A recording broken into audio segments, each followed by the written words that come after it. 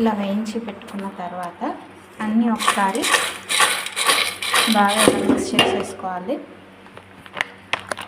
Mix చేసేసుకొని కారం, salt వేసేసుకోవాలన్నమాట.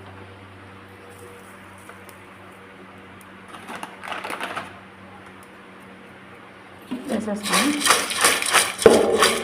బాగా ఇలా పెట్టేసుకోవాలి.